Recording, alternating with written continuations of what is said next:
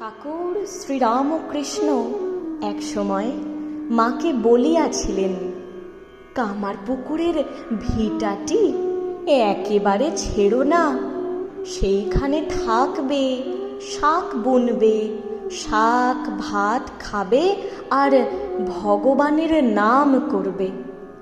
সত্যই ঠাকুর চলে যাবার পর ওইভাবেই জীবন যাপন করতে হয়েছিল। কতদিন মাকে লবণের অভাবে শুধু ভাত খেয়ে থাকতে হয়েছে।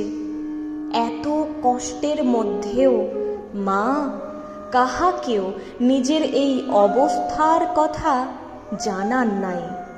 একান্তভাবে ঈশ্বরের উপর নির্ভর করিয়া তিনি এই সময় নিঃসঙ্গ জীবন যাপন করিয়াছিলেন। শ্রীরামকৃষ্ণের পুণ্য স্মৃতি তখন মায়ের একমাত্র অবলম্বন ছিল। পল্লীবাসীদের সমালোচনায় এই সময়ে মা আবার অলঙ্কারাদি খুলিতে গিয়াছিলেন। ঠাকুর শ্রীরামকৃষ্ণ তখনই দেখা দিয়া বলিলেন, খুলো না, বৈষ্ণব তন্ত্র জানো? মা বললেন, না। সেই না শুনে ঠাকুর বললেন, আজ গৌরদাসী আসবে, তার কাছে তুমি শুনে নিও। সত্যই সেদিন সন্ন্যাসিনী গৌরী মাতা মায়ের কাছে আসিলেন। মা তাহাকে সব কথা বলিলে আনন্দে বিস্ময়ে তিনি বৈষ্ণব তন্ত্রের কথা প্রসঙ্গে চিন্ময় স্বামীর গল্পটি বলিলেন। সে গল্পে ছিল, এক সতী সাধ্বী স্বামীর জীবৎকালে কাঁচের চুড়ি পরিতেন। পতির দেহ ত্যাগ হইলে সৎকারাদির পর তিনি কাঁচের চুড়ি ভাঙিয়া ফেলিয়া সোনার বালা পরিলেন। সকলে জিজ্ঞাসা করায় বলিলেন, আমার স্বামীর দেহ এতদিন এই কাঁচের মতো ক্ষণভঙ্গুর ছিল, সেই অনিত্য ভঙ্গুর দেহ চলে গিয়েছে, এখন তিনি নিত্য অখণ্ড স্বরূপ। তাই আমি কাঁচের চুড়ি ছেড়ে সোনার গহনা পরেছি। এই সব শুনিয়া এবং গৌরীমাকে কাছে পাইয়া মায়ের মনে সাহস এবং বিশ্বাস বাড়িয়া গেল।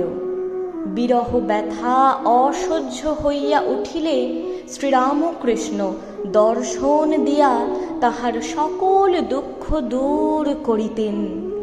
বাহিরের শূন্যতা সত্ত্বেও ভিতরের মাধুর্যে তাহার হৃদয় দিনে দিনে পূর্ণ হইয়া উঠিতেছিল। জননী শ্যামা সুন্দরী কন্যাকে জয়রামবাটি লইয়া গিয়া কাছে রাখিতে চাহিয়াছিলেন, কিন্তু মা মাত্র দিন কয়েক থাকিয়া চলিয়া আসলেন। ত্যাগী সন্তানেরাও তখন ঠাকুর শ্রীরামকৃষ্ণের অদর্শনে এবং বৈরাগ্যবশত নানান তীর্থে তপস্যায় রত। তাহারাও কেহ জানিতেন না মায়ের এমন অভাবে দিন কাটিতেছে। গৃহস্থ ভক্তেরা তাহাকে ঠাকুর শ্রীরামকৃষ্ণের সহধর্মিণী বলিয়া ভক্তি করিলেও তাহার সেবার ভার গ্রহণ করিবার কথা কাহারও মনে উদিত হয় নাই বিশেষ। তাহাদের অনেকে তখনও তাহাকে মা বলিয়া চেনেনি না। ত্যাগী সন্তানেরা লোকমুখে যখন মায়ের অবস্থার কথা শুনিলেন, তখনই তাহারা মাকে কলিকাতায় বা উহার কাছাকাছি কোথাও আনিয়া রাখিবার জন্য বড় তৎপর হইলেন। যোগীন বা যোগানন্দ স্বামী প্রধান উদ্যোগী হইয়া মায়ের সেবায় আত্মনিয়োগ করেন। তথ্যসূত্র শ্রী শ্রী মা। তথ্য লিখেছেন স্বামী নিরাময়ানন্দ মহারাজ।